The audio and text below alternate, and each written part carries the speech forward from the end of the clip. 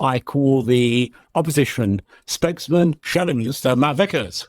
I'd like to thank you, Sir John, for chairing this, your third debate, and the Honourable Member for Windsor for proposing this discussion on what is an important issue for many MPs and their constituents across the country. If we need to provide accommodation for those who arrive in the UK seeking asylum, it's critical that we do all we can to ensure this accommodation is cost-effective and does not unduly burden our communities. Unfortunately, we know all too well that hotel accommodation for asylum seekers fails to meet either of these criteria. This is an issue that, despite the disagreements expressed today, everyone in the House can and should agree on. As the Minister is aware, significant steps were taken during the last government to reduce the number of people housed in hotel accommodation from a peak of 56,042 in September 23 to 29,585 at the end of June 24. A 47% decrease. This was accompanied by the closure of many hotels from their peak number. It was therefore welcome to see the government's promise in its manifesto to close asylum hotels entirely. The pledge was clear: the government would end asylum hotels. This is a goal we all hope the government achieves, as it would undoubtedly benefit communities across the country.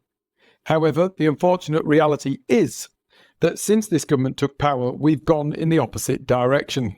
Official Home Office statistics show that as of the 30th of September, 35,651 people were in hotel accommodation, an increase of 21% since the general election.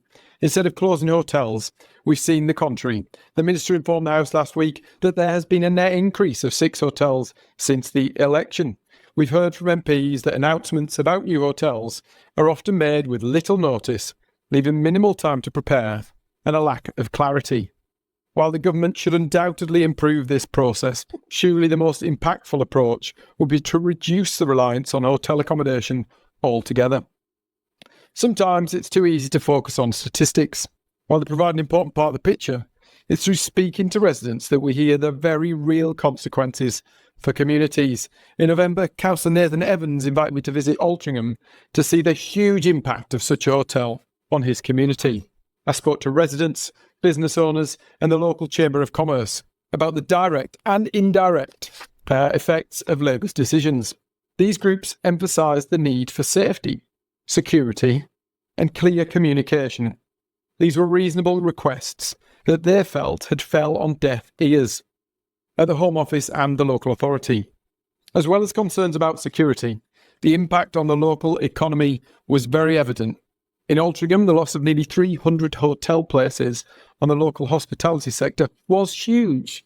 Families who had worked day and night for years to create incredible small businesses operating in an already challenging environment now had to deal with another huge and unpredicted blow to their footfall. I would suggest the Minister considers visiting Altrincham, not only to see some incredible small businesses with a unique offering, but also to see the impact of the decisions she makes. Too often, places like Altrincham receive this information at the last minute, leaving them unable to prepare and taken aback by the sudden loss of normal business generated by these hotels. This lack of warning undermines trust and only further fosters animosity towards the system.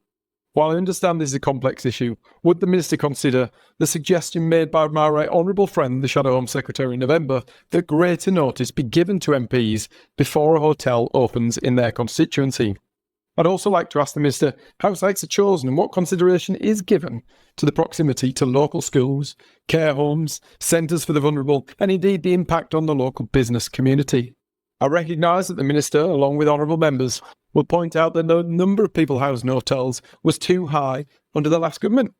They're correct, and my party does not shy away from this fact. The Leader of the Opposition has been clear. Mistakes were made regarding immigration. Nevertheless, the last government was taking steps to rectify these issues by closing hotels and attempting to halt illegal immigration. Since the election, however, we've seen increases in both contingency accommodation and dispersal accommodation.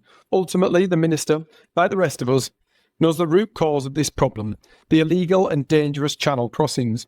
As of the 19th of January, 24,132 people have crossed the channel in small boats since the election, a 30% increase over the same period in 23 and 24. What's more, the number of these being deported is actually going down. We need a deterrent. If people arrive here illegally, they should not be allowed to stay. Until that's the case, they'll continue to arrive in ever-increasing numbers. Despite pledges to smash the gangs, it appears the gangs remain active and evasive. This behaviour underscores the importance of deterrence, as highlighted by the National Crime Agency and reportedly the head of the government's Border Security Command. Policing alone is insufficient. The rise in small boat crossings illustrates that scrapping the UK's deterrent policy before it had even started was a short-sighted decision. In fact, it was a decision of national self-harm.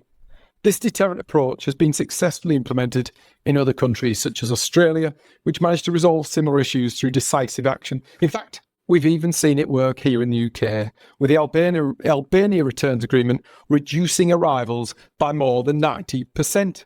Given the increase in numbers and the failure to reduce small boat crossings in this country, will the government reconsider whether its approach to illegal migration has been effective thus far? On a matter of cost, the government's policy is to expedite asylum decisions. Consequently, the costs associated with accepted migrants risk being obscured within the welfare system. The Home Office has previously acknowledged that it has no estimate for the potential cost of benefit claims and council housing bills for those individuals. Will the Minister commit to recording and publishing these costs for migrants whose asylum claims are accepted? I know the Minister has previously stated that hotels are a temporary measure, not a solution. While she may be well-intentioned, the continuing small boat crossings suggest that the need for contingency accommodation is unlikely to subside without decisive action. Therefore, can the Minister explain whether there is a contingency plan should small boat crossings persist? Additionally, will the government ensure that every possible policy option is explored to reduce the number of people in hotel accommodation in a cost-effective manner? Thank you. Thank you.